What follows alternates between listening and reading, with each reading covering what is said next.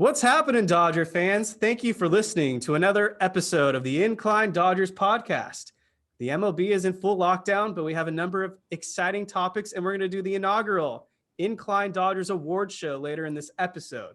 But we have a number of topics to cover, like I just said, and let's start with Chris Taylor agreeing and signing to come back to the Los Angeles Dodgers on a 4-year, $60 million deal. A fifth-year team option is in there with a $4 million buyout. That means $64 million is guaranteed to Chris Taylor.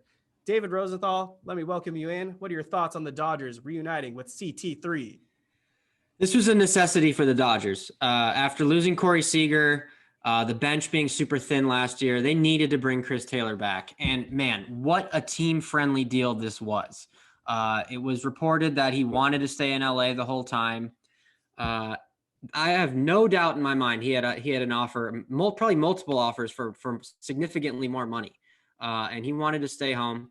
Simple man, like surfing and beer. That's about all he needs in life, and that benefited the Dodgers tremendously. I still can't get over what a team-friendly deal this is, especially with the team option in the fifth year. Phenomenal job from Freeman and Chris Taylor. And frankly, I think his girlfriend needs an assist here because I think she is probably a factor in this decision too. It's kind of funny because 5 years ago, Kenley Jansen was at a wedding. Was it his own wedding? Regardless, he had a few Dodgers teammates. He had an offer on the table from the Marlins and the Nationals, and he ended up choosing the Dodgers. And this is almost a similar scenario. My analysis on the Taylor contract, he ultimately got what he was deserved. You know, the speculation was he was going to get something close to what Ben Zobrist got a number of years ago. And Zobrist was 36 when he got that deal. Taylor's 31. Jake Reiner, I know you were big on bringing back Taylor. So what is your gut telling you of this deal?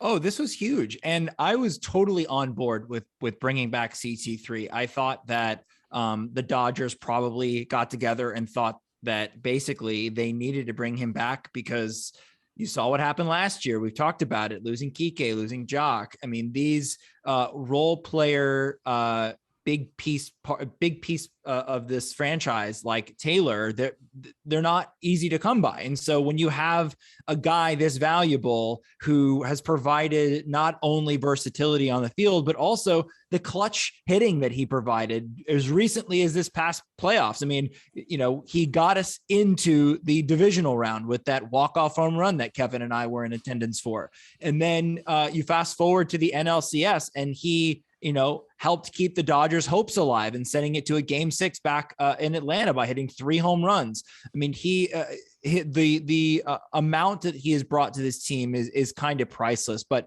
David mentioned it. It is a very team-friendly deal, but I also think it's a fair deal. I mean, the fact that he got 4 years, $60 million, like that is basically a fair trade for both sides. That's the talent he provides. He's not a franchise cornerstone, but he gets paid enough to basically provide what he provides. And I couldn't be more happy for him. And I also think it's worth pointing out that even though we like the fact that he wanted to stay with the Dodgers, I don't think any of us are going to be knocking any player for trying to find greener pastures elsewhere. It's all about, you know, getting the most money for, you know, as much as you can, because you don't know when your career might be done. You don't know when, you know, how long you're going to last in this league. So getting as much money as possible is definitely the name of the game. Corey Seager did that. I don't knock him for doing that. But I also think it's pretty cool that Chris Taylor did want to stay and told other teams that it was more about staying with the Dodgers than it was about getting more money. Hometown discount. Don't be surprised if you see a certain left-handed pitcher do the same thing. Danny Duffy, you're right, David. So just to put it in perspective, Justin Turner, when he re-signed with the Dodgers, not this previous offseason, but the big one for him, he signed with the Dodgers for a 4-year, $64 million deal. So like Jake said, I think this contract is right on the nose for what Taylor deserved. And honestly, I think the scope of things changed after Seager left the Dodgers officially in free agency, because if the Dodgers were to bring Seager back, I don't think Taylor comes back on that same deal. I think he chases probably the money because he's less likely to get a role, which is going to be something more interesting when we head into the 2022 season, because even without Taylor in the lineup, we still had 8 guys to field. Now with Taylor in there, you're going to have to kind of mix and match where Pollock goes, where Lux goes. Obviously, everyone else is a guaranteed starter, but things can change if Max Muncy does miss some time. Then that will obviously open it up for Taylor. But there are some rumors we are going to talk about in a little bit, which could definitely change the magnitude of this Dodgers lineup. Yeah, I just want to reiterate how I really think this was a necessity. Because yes, they had 8 starters before Chris Taylor returned, but just look what happened last year. I mean, the team basically collapsed in terms of injuries, one after the other, offensively, defensively, pitching wise, everything. So I really think Taylor was a necessity here. He's proven he can stay healthy over his career. And yeah, it was a fair deal for both sides, but I can guarantee you, fate of the universe on the line, that he had a higher offer from at least 2 other teams. Oh, Yeah. definitely. Probably higher, but I'm curious to what they were, because I love when things like that leak kind of. Also, I just want to add this. He wants to win. I think that is we can't underestimate a player's will to win and be on a championship caliber team. Who knows where those other offers came from, but the Dodgers give any player out there. I don't care what player, what free agent gives any player a chance to win a World Series every single season. And as you mentioned, Taylor's 31. This is his shot this is the window in which he wants to get another ring. And this is a great opportunity for him. Yep. Yeah. And I mean, you got to remember who Chris Taylor is. I mean, he's like the most boring person on the planet. I feel like $64 million is too much money for him. I feel like he'd be down to just give some of it back because it's just not necessary for his lifestyle. Yeah. I mean, after he buys his second surfboard, then what? Yeah, exactly. Retired at home and wherever he's from, North Carolina or somewhere, Virginia, I believe, actually. Virginia. Yeah, he's Virginia Beach. Yeah. He can throw the biggest wedding that he wants now. Everyone's wearing flannels and gray sweatpants. So in a corresponding move, because the Dodgers 40-man roster is full, the Dodgers designated for assignment Sheldon Neuse, who they acquired last season from the Oakland Athletics. But because of the MLB lockout, which we will address momentarily, Sheldon Neuse is in limbo, meaning that he can't go anywhere. He cannot sign with a team because he's still technically under the Dodgers' control. Because of this lockout, they can't release him. They can't trade him. So like I said, he's stuck in literal limbo, which sucks for Neuse, but in the same sense, it's kind of karma for him being a Dodgers bust, first of all, and not stretching in that monumental game against the Giants, which ultimately cost us the division. It was a brutal stretch. It was, yeah, but I wouldn't, I don't think it's punishment, but yeah, he is floating out somewhere in the Milky Way. And it's kind of a weird thing. I've never seen this happen before where, well, we haven't had a lockout in some time, but like it is a first when, you see some of these deals that weren't quite completed. I think the Padres agreed to a deal with a pitcher who is in some league, not Correa or something. Correa, yeah, or something like that. And his deal got held up because they missed the deadline. This is strange, but unfortunately, I mean, look, Andrew Freeman's going to go out there. He's going to try and find guys off the scrap heap. Some work out, some don't, but it's low risk, high reward. And so that was what Neuse was. And unfortunately he didn't really pan out. I mean, all I got to say on this is find someone who believes in you as much as the Dodgers believe in Luke Raley, because he has survived all of these DFAs. It started with, DJ Peters down the line, Uceta, Santana, Neuse, all these guys are gone, and Luke Raley remains. He's an institution. It also has to kind of say to an effect that there were a lot of bad guys on the Dodgers roster last season, which I think I'm not accustomed to, given we're kind of spoiled over that 2017 to 2019 stretch. There were a lot of bad guys that were on this Dodgers team in 2021. Yeah, that bench was just brutal. You get spoiled when you got guys like Chris Taylor and Muncy who end up being all-stars, and then you expect, Raley and Neuse and Peters to basically replicate that. And it is unfair to them.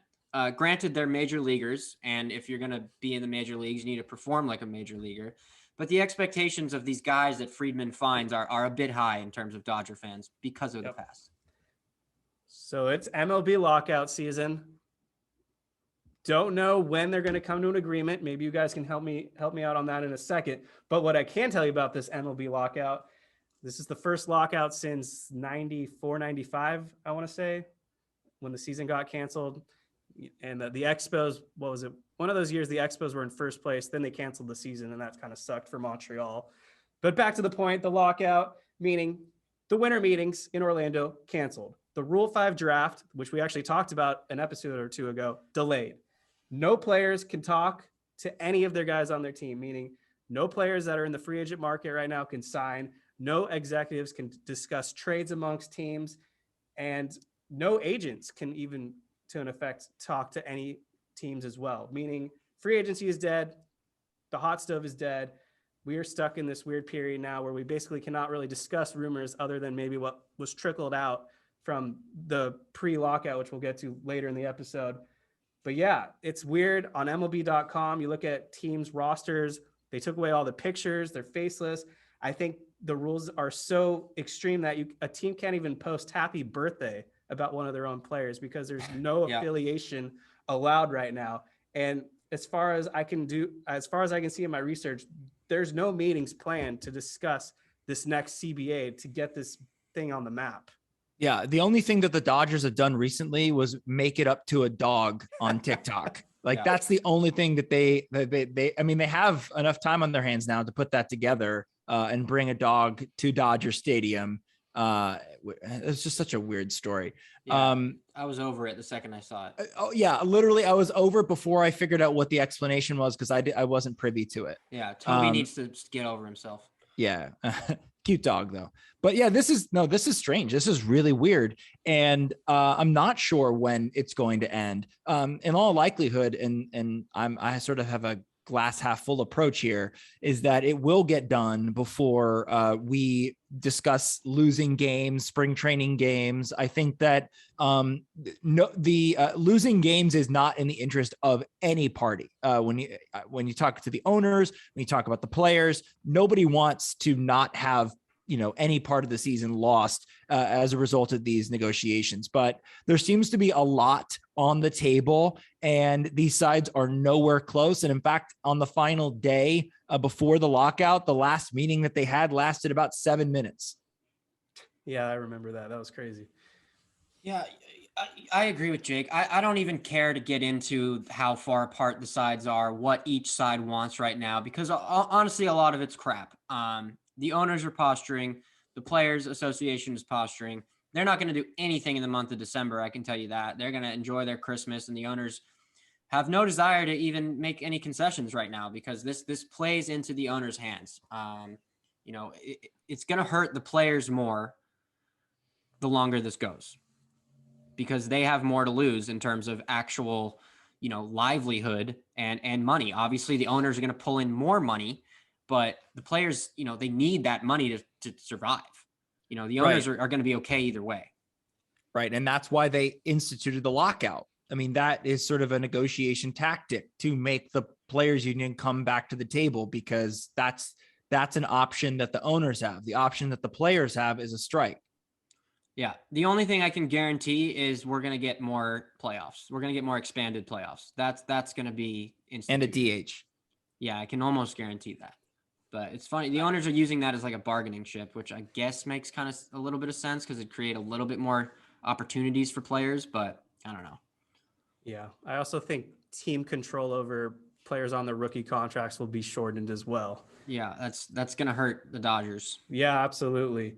Well, a team that historically has benefited from shortened seasons, the Dodgers, 1981 and 2020. I am on the more pessimistic side. I'm not holding my breath. I think this is going to take longer than people want. But like David said, and I agree, we're really early into this, so there's no need to really dissect things right now.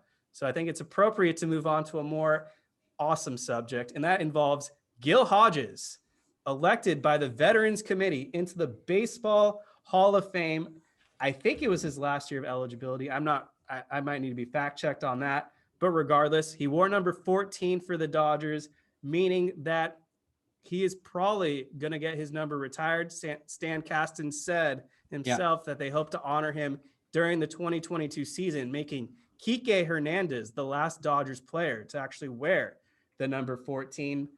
But this is awesome. He was an 8-time All-Star, 3-time World Series champion, 2 of them with the Dodgers. He hit 361 home runs over 16 seasons with the Dodgers over the course of Brooklyn and Los Angeles.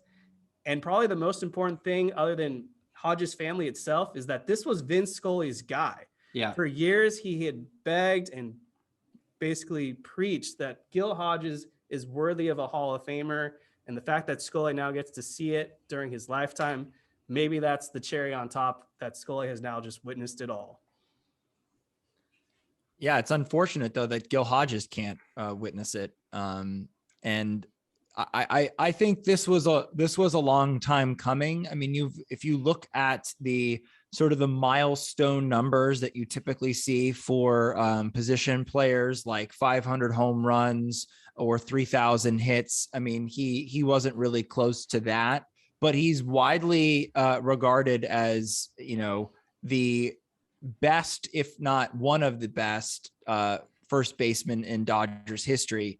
And he, was an incredible hitter. I mean, I'm looking at his stats right now. He had 1, 2, 3, 4, 5, 6, 7 straight seasons of 100 plus RBIs. I mean, that's insane. He had 122 RBIs in 1953. I mean, the guy was a really just productive, good hitter. He finished in the MVP voting quite often, but never won an MVP. He finished as high as 8th in MVP voting in 1950. Kevin mentioned all his all-star appearances. He also won a World Series with the Mets, their first ever World Series title in 1969. So this guy was a winner. And he's a champion, and this is a really cool moment in Dodgers history. Yeah, I'm happy for the family. I don't know too much about him. I know, he was a Dodgers legend, and his stats, obviously I wasn't even close to alive to see him play, or anything. But if Vin Scully wants him in the Hall of Fame, then I want him in the Hall of Fame. So congratulations to the Hodges family. Yep. And, also, it is worth noting that he missed 2 years in 1944 and 1945 for serving in the military during the war. Yeah, that's awesome.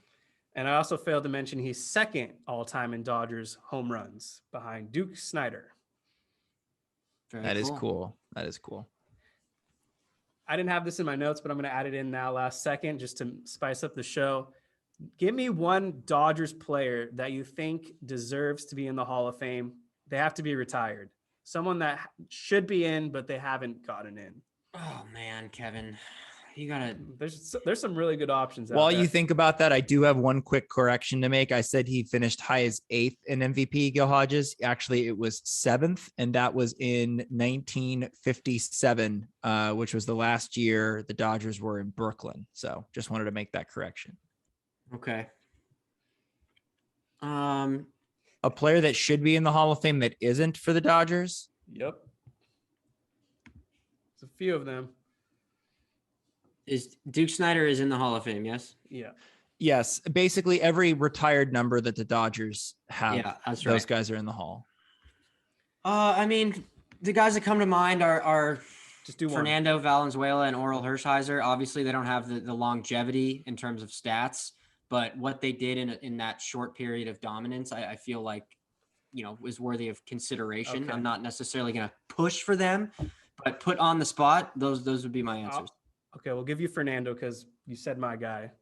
Unless Jake wants to do Oral, then go ahead. Oh, yeah. I mean, Oral Hershiser does come to mind. I mean, he was a terrific pitcher of his era. Yeah. Had the scoreless inning streak. He was unbelievable in that 1988 postseason. I mean, just unreal. They relied on him so heavily, and he came through pretty much every single time. Yeah, and actually Oral does have the longevity. He pitched 18 seasons, has over 200 wins, 56 WAR, the Cy Young, the World Series. I'm actually not sure how Oral hasn't gotten in because, in my opinion, he checks all the boxes. And then someone that I'll just throw in real quick, who I think is going to get in eventually by the Veterans Committee, is Steve Garvey. The guy was ahead of his time. He was basically the Iron Man before Pete Rose, played like every game, won a World Series, defensive, or actually, I don't know if the defensive wizard was there, but the hitting was there. 2,600 hits, basically, 294 batting average. He's on the cusp. He played 19 years, but yeah, Steve Garvey, MVP, Gold Glover numerous times, All-Star a whole bunch, and the World Series, like I mentioned. Couple fun facts about Steve Garvey. He walked me across the street on my first day of kindergarten. Wow. And later on in my life, when I was playing club travel baseball, we would play his team in tournaments occasionally, and he was kind of a dick. So this All is right. So that's out there now. Yep. This comes from one of our listeners. Looks like he changed his Twitter handle a little bit. Jay the Flip, formerly I think Josh the Flip, but Jay the Flip. Would you root for Carlos Correa if he comes to the Dodgers? Go ahead.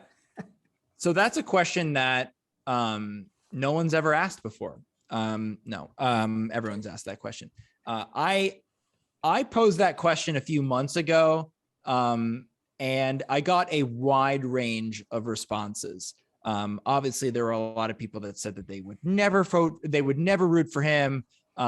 Jeff Snyder wanted to kind of haggle over the definition of cheer versus root. Would you actively cheer for someone or would you root for them to do well? Look, here's the thing. Carlos Correa will always be known as the guy that was the biggest dick to come out of that Astros cheating scandal. Yep. I mean, the interviews that he gave, the back and forth with Cody Bellinger and Justin Turner, he didn't even care that he cheated, never really was remorseful at any point. And so that will always be his legacy. Now, with that being said, if he puts on a Dodgers uniform and he is a decent member of society, those are the two qualifications, then yeah, I'm going to pull for him because I pull for the team. I root for these guys. I root for them to do well. I'm not going to boo our own players. I used to do that when I was a little kid and I didn't know better, but now, growing up and realizing that it's dumb to do that, or I don't believe in booing our own guys. I boo Pedro Baez. Okay. Well, I have no shame. I think I did too. Hand up. All right. At one point. All right. So basically what I'm saying is I'm better than you guys. And so no.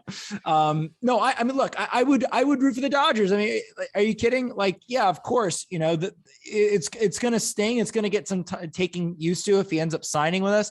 I still don't think it's going to happen though. I really don't think so. I think the Dodgers have a better shot at signing Freddie Freeman. Okay. Here's my answer. And I kind of hinted at this last week. I'm going to root for whoever plays for the Dodgers. I don't care. Whatever the thing below Al Qaeda is, that is my standard for if you have a Dodgers uniform on. Jesus. If you are one below Al Qaeda and you have a Dodgers uniform on, I'm going to root for you. That is just how I am a fan of. I am a fan of the Los Angeles Dodgers. Secondly, the Al Qaeda seal of approval from David. Well, not quite Al Qaeda, below Al Qaeda. I want to make that very clear. I'm not pro Al Qaeda. This is not a pro Al Qaeda podcast. My second point: Carlos Correa is the type of player who you absolutely love if he's on your team, and you despise if he's not on your team. We've had a couple of guys like that in on the Dodgers. Yasiel Puig was one of them. Max Muncy is kind of one of them. So over time, if Carlos Correa is a Dodger, which I don't think he will be, fans are going to warm up to him. They're going to get over 2017. They're going to get over his annoying, ridiculous comments about all this stuff and his stupid, dickish behavior. Once he puts on a Dodgers uniform, all bets are off. And you're going to see if that ever happens, more fans are going to come on that bandwagon than not.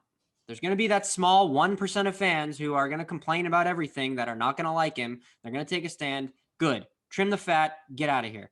Also, to that point, for those fans that say, oh, I'm not going to root for the Dodgers or I'm not going to watch them ever again. Load of crap. Good. Load of crap. Yes, that too, but also good. We don't need you. Yeah.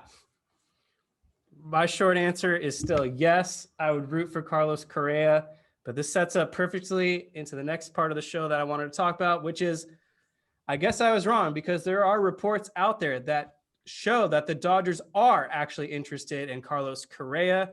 Don't have the fine details just yet, but one executive said that he believes it'll come down to the Dodgers or the Houston Astros in signing Carlos Correa. And I know on air, I said not too long ago, the Dodgers would not go for Carlos Correa, but if they do sign him, I'm going to have to eat my hat and be openly honest and say, yeah, I was wrong, because I don't know why the Dodgers would want Carlos Correa, to be honest, given that they have Trey Turner at shortstop. I know that Carlos Correa said he would be open to playing third base. And I guess in the long term of things that there would be an opening at third base for the Dodgers. But I do have some more comments in a second, but I wanted to just pass it back over to you guys if you wanted to add anything. Yeah, the one report that I saw about Correa and the Dodgers being linked was from Mark Berman, who is a Houston Fox 26 reporter. Guy has so many. I know him personally. He has so many contacts in the Houston area, so you can believe what he's reporting out there. He's legit.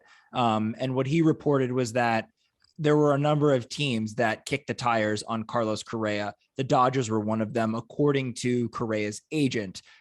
So read into that what you will, but I think the Dodgers are going to be kicking the tires pretty much on any big free agent out there, just to see what the interest is and what, how much they're going for. I agree. I still don't think it's going to happen. I would also have to eat my words like Kevin if it does happen. But in terms of third base, if they sign Carlos Correa, you're not gonna be able to afford Trey Turner as well. So he'll be the shortstop going forward if they sign him. I meant like for 2022. Yeah. Even then, though, I think you might have to slide Trey Turner over to second because Carlos Correa is a phenomenal shortstop. He would not like that. Well, that's not really up to him, frankly, because he is, on the Dodgers for at least another year. That is true. Unless they trade him. Yeah. The Dodgers at this moment in time, they don't need Carlos Correa. Yeah. What they need is a leader. Carlos Correa is not a leader. He might be a great teammate to his guys, but he's not a leader. What they need is a leader. And that leader is Freddie Freeman, who the Dodgers reportedly are also linked to. It's the Braves as the favorites, the Dodgers second, and then the Yankees as kind of a sleeper team in the mix. Man, if the Dodgers could get Freddie Freeman, I was bummed about losing Corey Seager. Corey Seager, as good as he is also not a leader. Freddie Freeman is an upgrade over Corey Seager, and putting him into that Dodgers lineup potentially might be the greatest team we've ever seen on paper in terms of the position players. We said that last year too. But I agree. Yes. I think Freeman is way more likely than Correa. I still don't think he's going to leave Atlanta. But if he does leave Atlanta, I think the Dodgers are a very real possibility. From Orange County, makes a lot of sense. I'm sort of shocked that Atlanta wasn't able to sign Freddie Freeman before the lockout. That seemed like a slam dunk to me. Yeah, what are they doing? It seemed like a no-brainer. Like, are you kidding? You just won a World Series. This guy wants to remain in Atlanta. He's the face of your franchise. What are you doing? Yeah, and keep in mind, they already have Ronald Acuna and Ozzy Albies for like minimum wage. Like, they're paying those guys nothing, absolutely nothing. They bamboozled those guys, took advantage of them, frankly. And what are you doing, Atlanta? What are you doing? My only thinking could be that they're more concerned about paying Austin Riley and that they're cheap. We saw the Nationals let Anthony Rendon walk. That actually worked out for them. We saw the Astros let George Springer walk. Overall, that's worked out for them. So maybe Atlanta's thinking, we got the best we could get out of Freddie Freeman. We got our World Series ring. We got some guys maybe coming up in the pipeline. And so we'll let Freddie just go elsewhere because we did all we wanted to do. I don't know. For 6 years, 160, which is, I think, is what he's asking for. Please, it's chump change. Just get him already. Yeah, I don't know if that's all it's going to take. I don't know what's holding up the Dodgers on their end. You make that happen because, like I said, he's going to add a whole different dynamic to this clubhouse. The leadership he brings, we saw some articles actually that came out during this regular season, how he just pushes all his teammates. He gives them a hard time if they take a day off for like no apparent reason. The Dodgers need that. They need someone to shake up this clubhouse because they got a little complacent last season. We saw them overcome adversity in 2020, the shortened season, the deficit to the Braves, but when the going got tough in 2021, this team kind of tucked their tail between their legs. I don't know about that. I have an issue with that statement. I really don't think they did. I think they just didn't perform. I don't think most of the guys got complacent. I really don't. I think they, fully wanted to win. They wanted to repeat. I think the team is just full of nice people.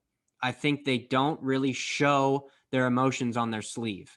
I think they keep it to themselves. They keep it within the locker room. And look, I said this online. If they sign Freddie Freeman, they need to sign an asshole with him. Because we need some fire, we need some emotion, we need some flair on this Dodgers team, because that locker room, like I just said, is just like guys you want to take your grandma to Walmart. I mean, we need some guy who's just gonna fire these guys up, make other fans hate us, make other players don't like our team. We have that a little bit with Muncy, but we need a little more than that. Especially It sounds like Carlos Correa to me from what you're describing. Yep.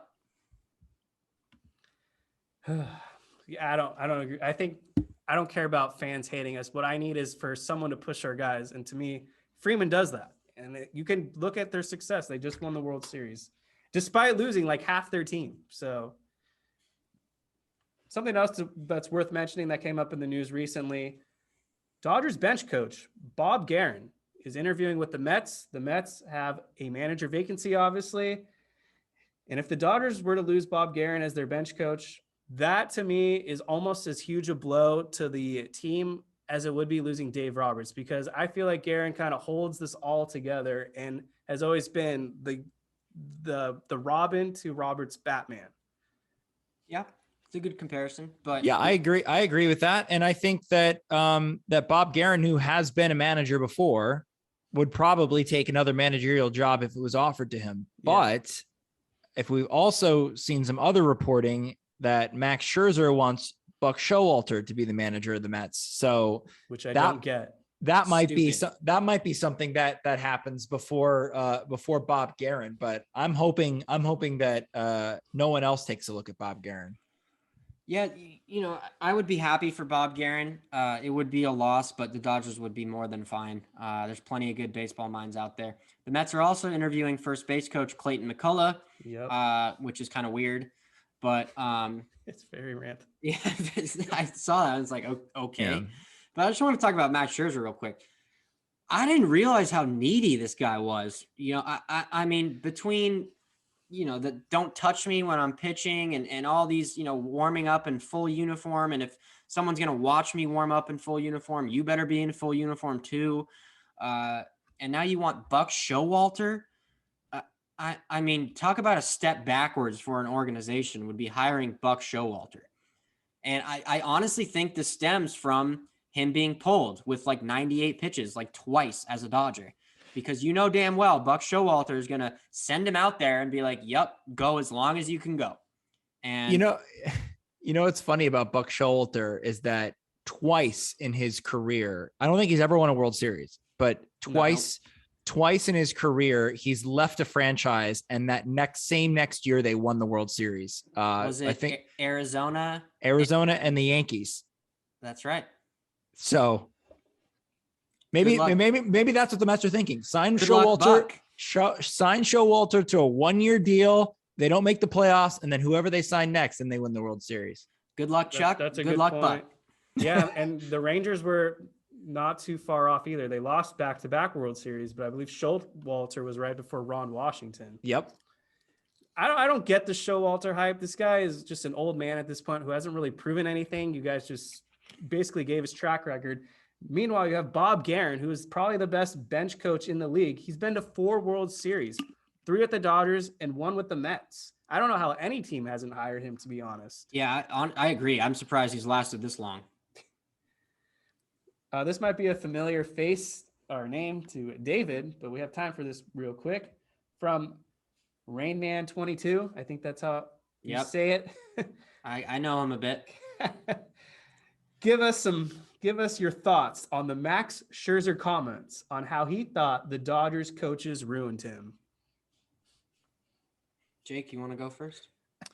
This comment was very bizarre to me because logically it didn't make any sense. What he essentially said is that because Dave Roberts and the Dodgers coaching staff limited his pitches down the stretch, it's what led to his dead arm in the postseason, which to me, I don't really understand. It just sounds like he was making an excuse for why his arm just gave out. But to me, he's 37 years old. you're not going to have him throw 100 plus pitches every single time out. But as Dave Vassay pointed out, he went into like the 7th or 8th inning, pretty much every start out there. So it's not like they were taking him out in the 5th or 6th every time and limiting him to 70 to 80 pitches. He actually did throw a lot of pitches. It's just unfortunate that when they got to the postseason, his arm gave out. But let's say we believe him, right? Let's say, for the sake of argument, we believe that his not pitching enough was what led to his dead arm.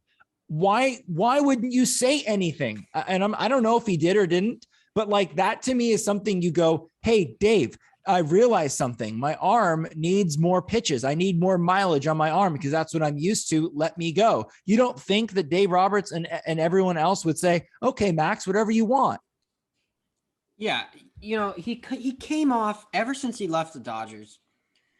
He came off as like a travel baseball dad talking about his son, needing more playing time, needing more pitching, all that kind of stuff.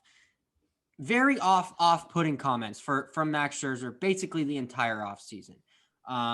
Phenomenal player, phenomenal competitor, but kind of a big baby. I mean, he sounds like a giant baby. That's just what it is. Would I have liked him back on the Dodgers for the right contract? You bet. But look, if you want to go to New York and make half $100 million every single season and have Buck Showalter let you throw 130 pitches every game, be my guest, Max. Because frankly, I just don't see how that's going to work out. When have the Mets ever taken care of their pitchers? Jacob deGrom hurt every year. Noah Syndergaard perennially hurt, like haven't pitched since like the fucking Obama administration. Steven Matz got hurt on the Mets. I mean, look, I just think it's a horrible fit. I think he went where the money was. I think he was always going to go where the money was. But frankly, he came off like a giant baby. And also, just very quickly before you go, Kevin, here I was thinking that the Dodgers using him out of relief in the NLDS was what led. And I was singing it from the rooftops that it was such a mistake and it didn't really make sense why they went to him in that 9th inning to close out the game when they had other options. But maybe they should have started him that game or piggybacked him off of Julio Urias. Who knows? But it's just very unfortunate. And it's also unfortunate that he wasn't able to go in Game 6 when the Dodgers desperately needed him to. Yeah, and keep in mind, he was ass for the last couple starts of the season. He was legitimately bad, giving up 4 or 5 runs every start. Don't think that's because we didn't pitch you. That's just me. Horse shit, Max Scherzer. Those comments are pure bullshit, horse shit. The data shows, according to some people that did the math on Twitter, he averaged 98 pitches while with the Nationals the first half of 21. Came to the Dodgers and averaged about 95, 96 pitches a start with the Dodgers. So you're trying to tell me 2 pitches really made the difference? Yeah, it's okay. A lot of crap. And I also remember him kind of throwing the Nationals under the bus before he came to the Dodgers, saying that his routine was all out of whack, that he needed to be on like a certain amount of rest. I think, what was it? He needs to go every 4 days, and the Nationals were like throwing him off or something. And that's why his tricep was out of whack and he was a little shaky towards the end of his tenure. So this guy's just full of excuses. And that's the perfect fit for the Mets because that's all they do in New York, the Queen side of town, make excuses. So good luck, Max. Big baby.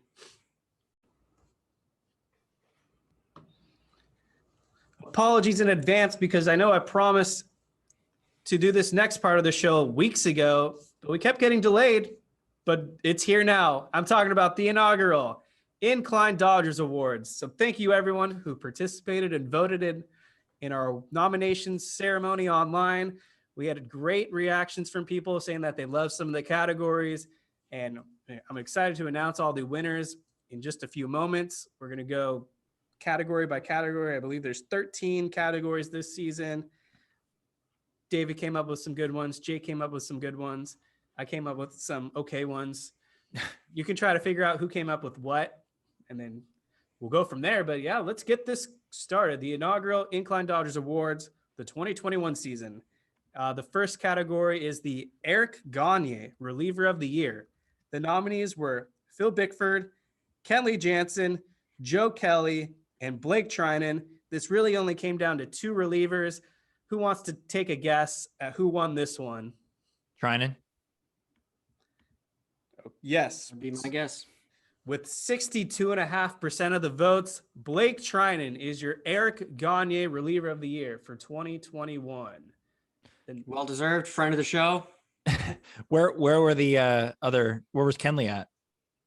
Kenley took home 35% of the vote.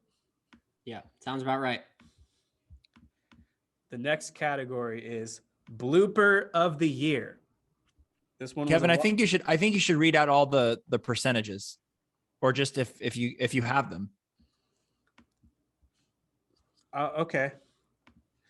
Blooper of the Year. The nominees were Ball Girl Tackles Idiot, who runs onto the field during Dodgers versus Angels. Cat runs onto Coors Field grass. Nacho Guy in home run seats at Dodgers Stadium. And Justin Turner costs Cody Bellinger a home run with base running blunder on opening day. By the way, I feel like we should have seen it coming, with that being the first thing that happened to the Dodgers on opening day, that Very bad non-home omen. run. Just Yeah. awful for the rest of how it went. Oh, yeah. All right, Kevin, who's the winner? Any Ball guesses? Girl? Ball Girl? Okay. What about you, David? Yeah, that. It was actually with 50.5% of the vote. Justin Turner cost Cody Bellinger the opening day home run. Ball Girl finished second with 22%, and not too far behind at 19% was the Nacho Guy. I voted for the Ball Girl.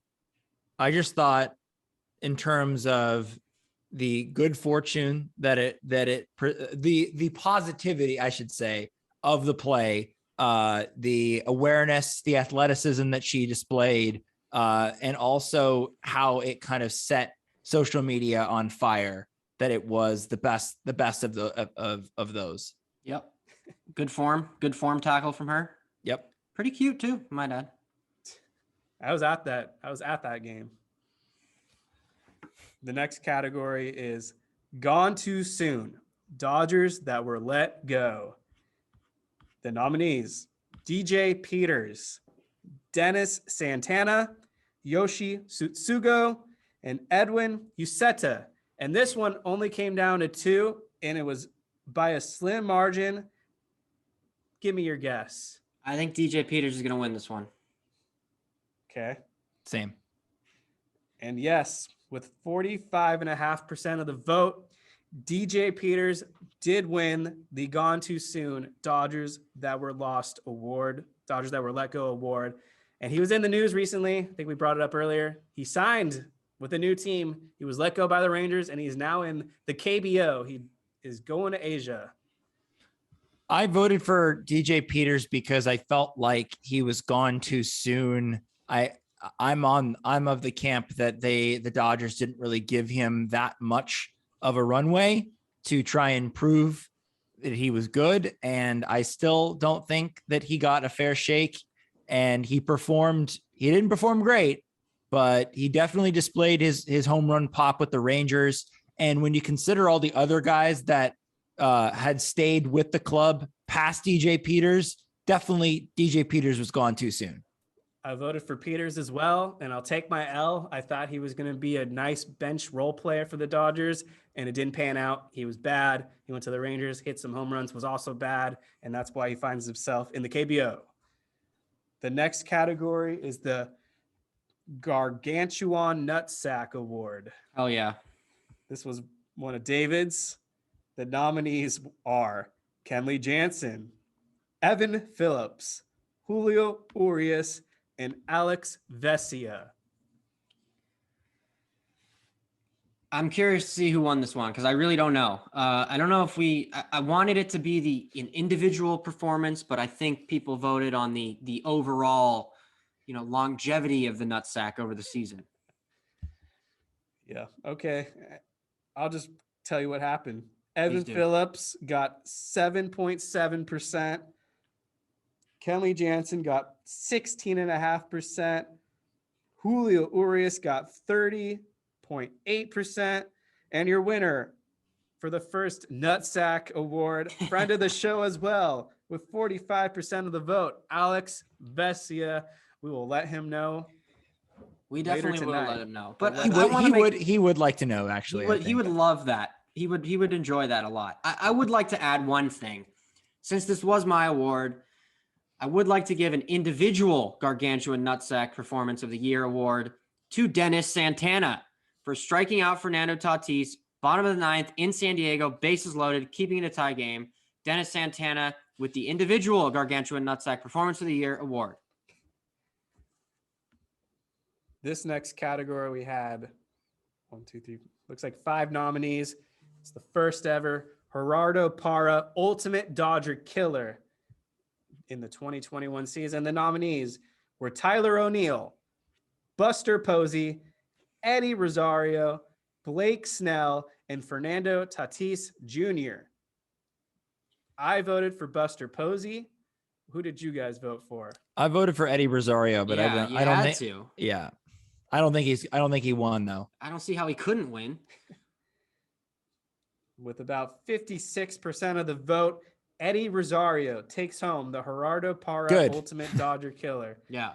I feel like that's some recency bias with the Oh, it is. NLCS. 100%. Complete recency bias, but you talk about a guy that literally destroyed us. He was that guy. Yeah. And at the most crucial point too. Dropped his nutsack all over our face. The 6th award is the Zombie Nation throwback if you were at Dodger Stadium when home runs were hit, because this is the Zombie Nation Home Run of the Year award. We got 4 nominees in this one. Cody Bellinger, NLCS 3-run home run against the Braves. The Dodgers 1+4 versus the Padres on September 29th. The Chris Taylor wild card walk-off 2-run home run against the Cardinals. And finally, the Will Smith 3-run walk-off home run versus the Giants on July 20th. This should be a landslide. This needs to be Chris Taylor wild card game by, I'm going to guess 72%. I was going to go with Cody Bellinger. So those are the 1 and 2. Cody Bellinger finished second with 25%. 56% of the vote went to Chris Taylor's wild card walk-off home run. It's not high enough. Yeah. I was at that 1+4 game. That was pretty cool. But you talk about when the Dodgers needed it the most, Chris Taylor pushing them into the NLDS. But I voted for Cody Bellinger's home run just because that was a literal back from the dead home run in the playoffs, and it kept the Dodgers alive in that NLCS. Yeah. This one is the most GIF-worthy moment. Mookie Betts' game-ending catch against the Padres. And I think you can infer that the beating of the chest is part of that. Yep. I don't know if everyone knew that. Mm-hmm. Mookie Betts throws out Wilmer Flores for trying to reach third base in the NLDS. Mookie with 2 of the 4 nominees. A.J. Pollock over-the-wall catch robs Manny Machado of a home run. And finally, the Trey Turner slide at home plate against the Phillies. This was one of the biggest blowouts with It's got to be Trey Turner, right? Yep, Trey Turner. nearly 75% of the vote. Trey Turner takes home the most GIF-worthy moment with that slide that just went viral all over the internet. I was going to say that was the most GIF-worthy moment of all of baseball. This is the closest one of all categories. It's your host's most failed take said on air. I'm interested in this one. I like this. David with saying the Giants will drop off by game 100. What actually happens is that the Giants proceed to win 107 games, The most games ever. Literally ever.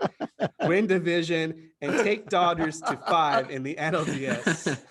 And yes, they did break their franchise record. Oh my for God, I wins. love that. They're What are you gonna do, man? I died with my take, man. What are you gonna do? Yeah, you have about five different bodies on that hill too. Yeah, and I'll You continue said it. You said it so many times. Roll it over to next year too, man. They're gonna die next year too. Just roll it over. Oh, Jake, this was said near the beginning of the season. Yeah, well, this actually before the sucked. season. Kenley Jansen isn't a high leverage guy anymore. Kenley Jansen proceeds to finish with a 2.22 ERA, his best since 2017, and converts 38 of 43 save opportunities. Who predicted that? Seriously. Come on. Contract to your magic. And finally, Kevin, myself, with Gleyber Torres will win the AL MVP, proceeds to finish with a WAR below 1 and just 9 home runs and a 259, 331, 366 slash line, and 19 errors. Did he really have 19 errors too? Yeah.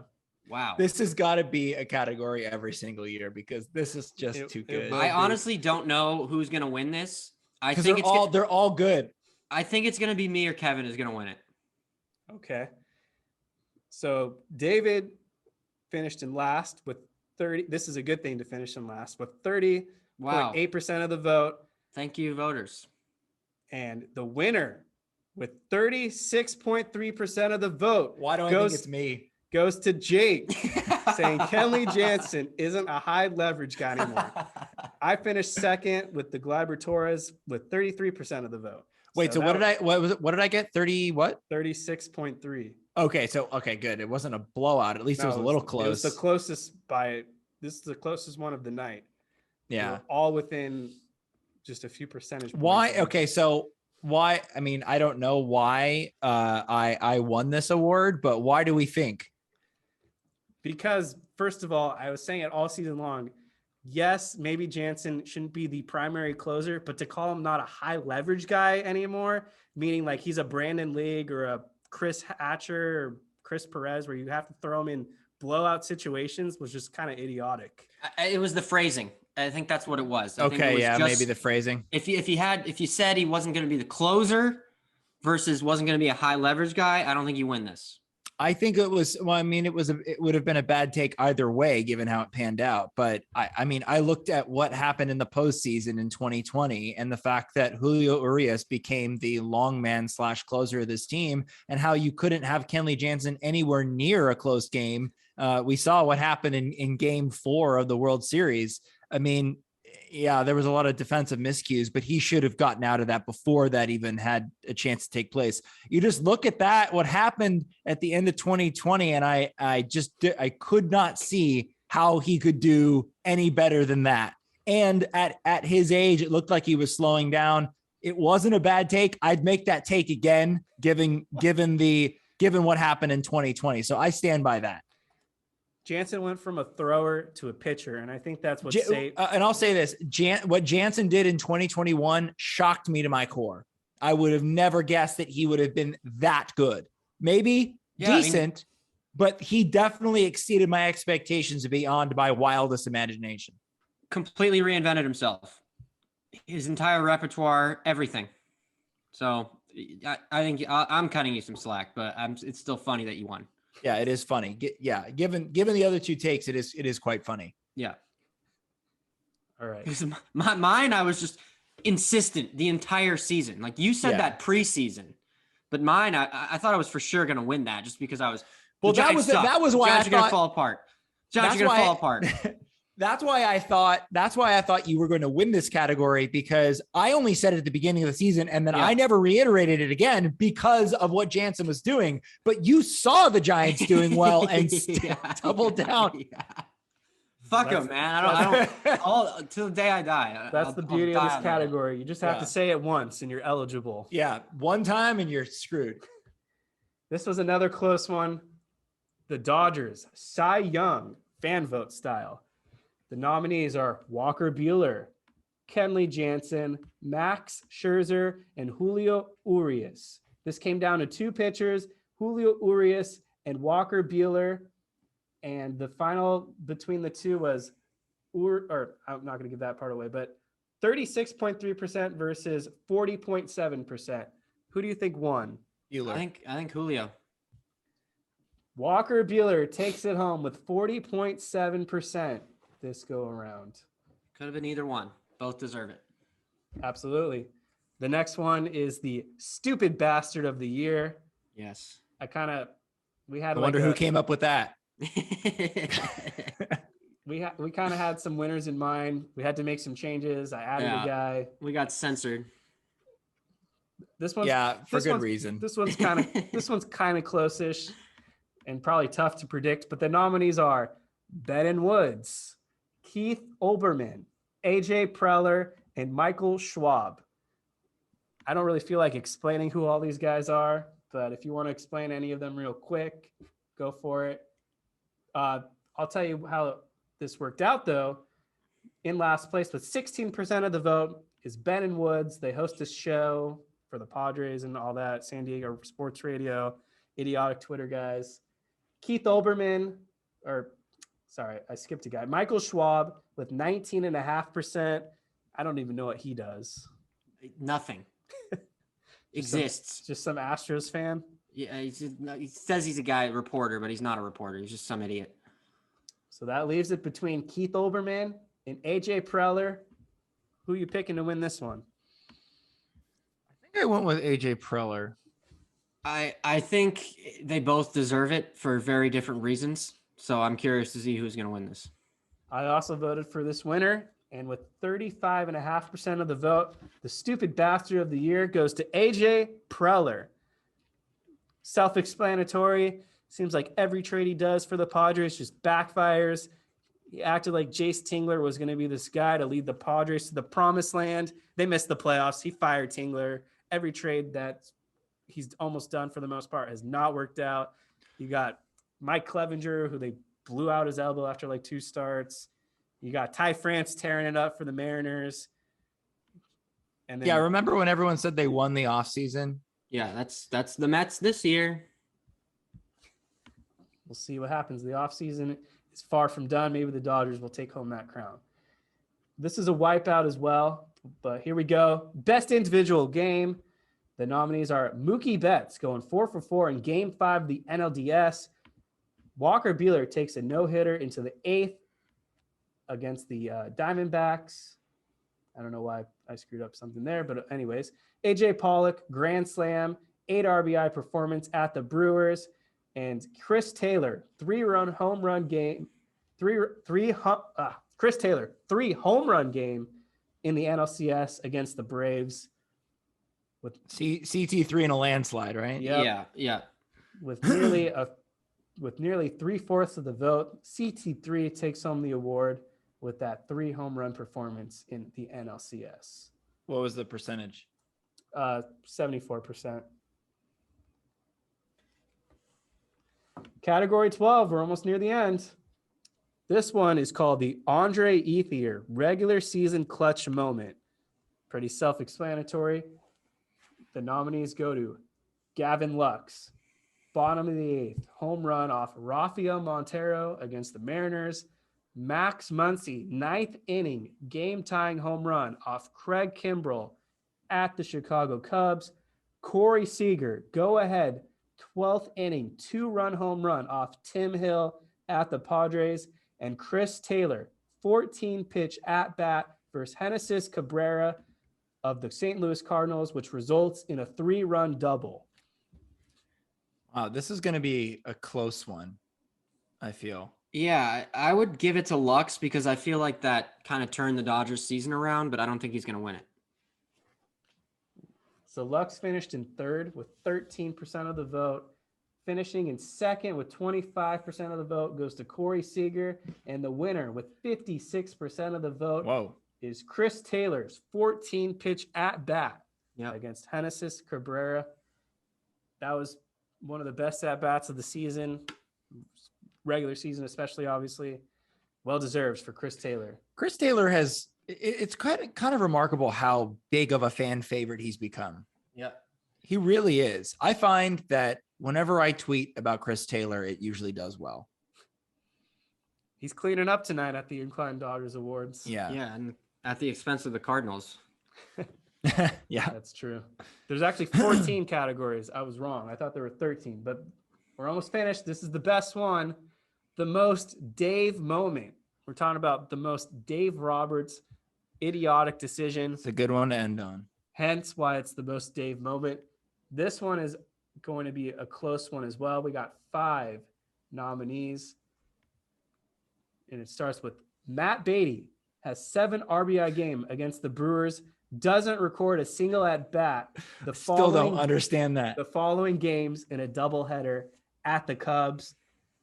Next up, Roberts bats Steven Souza Jr. over Gavin Lux and Austin Barnes with runners on second and third in a deciding moment during Game 6 of the NLCS. Next up, Roberts uses Julio Urias and Max Scherzer in relief in the postseason when he didn't need to. Roberts burns all first basemen in September 4th game versus the Giants. Dodgers lose game with Will Smith playing first base, and that game ended with Trey Turner and Smith not connecting on a pretty routine ground out, and thus the Giants were able to get a run across the plate to walk it off. And finally, Roberts uses Kenley Jansen versus the Giants on back-to-back nights after 2 blown saves in a row. I know what David's answer was, and he probably went with Steven Souza Jr. and that whole mess. Yep. But my pick, and I'll explain after we get the results, was using Julio Urias and Max Scherzer out of relief. All right, so here we go. With 6.5% of the vote, Roberts burns all the first basemen with 9% of the vote. Matt Beatty's 7 RBI game doesn't get it at bat next up. With 12% of the vote uses Kenley Jansen back-to-back nights with the Giants and all that. So it comes down to these two.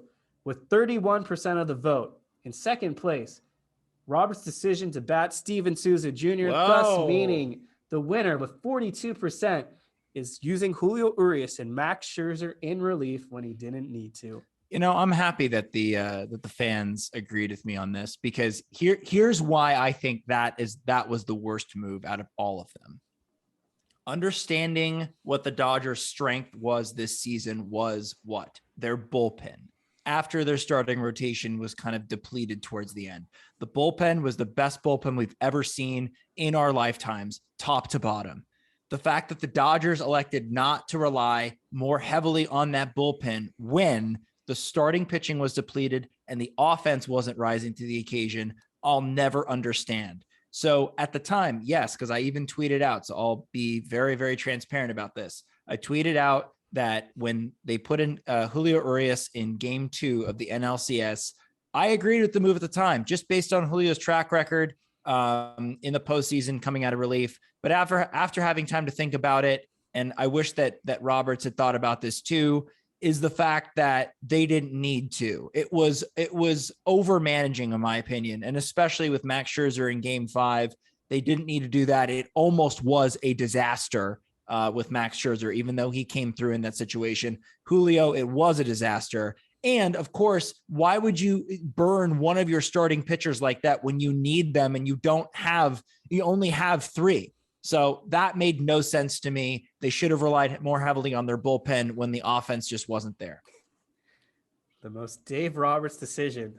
There's been some good ones. If we had done these awards in the years past, I'm sure in 2019, Clayton Kershaw coming out of the bullpen would have won. That would have been the landslide win. That would have been the landslide. That's a permanent winner. That's like, it has its own like award every year, and it wins every year for like all-time dumb move. Rich Hill's up there 2018. too. Yep. 2018 pull on Rich Hill.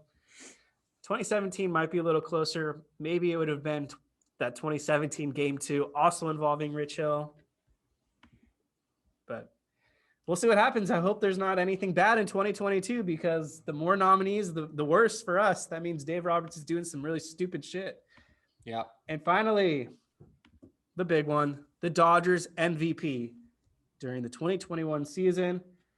5 nominees: Mookie Betts, Max Muncy, Will Smith, Trey Turner, and Julio Urias. You probably can guess who won, but I don't know if you could guess who got second place. Did Muncy I would win? give it to Muncy, yeah. So you think Muncy won? Yes. Who do you think got second place before I Was it announced the Urias? winner? It was Julio Urias with 24% of the vote. That's interesting that he didn't win Cy Young, but won MVP. Well, no, he got second, he said. Yeah. Oh, you're right. I guess that just reflects that the rest of the Dodgers stars didn't perform up to standards if people were willing to vote for a pitcher. But yes, Max Muncy, 53% of the vote, your Dodgers MVP. Which Well says deserved. a lot too Well deserved. about that injury and what might have been. Yep. It's the new Hanley Ramirez for me. Will Smith got 14%, finishing in third. Mookie Betts got fourth with 6.5%. And I guess Trey Turner left a sour taste in people's mouth because he got like 1% of the vote.